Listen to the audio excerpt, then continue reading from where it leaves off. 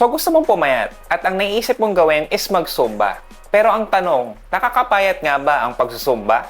Well guys, tignan natin. Ang Zumba is isang uri ng aerobic or cardiovascular exercise. Nakakatulong to para palakasin ang ating puso at lumakas ang ating stamina. Maganda tong physical activity dahil masaya siyang gawin. Hindi mo masyadong ramdam ang pagod.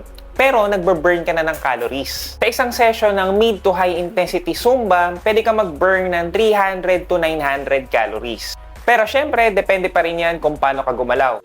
So maganda nga ba ang Zumba pampapayat? Yes, and I recommend na sabayan nyo rin siya ng resistance training.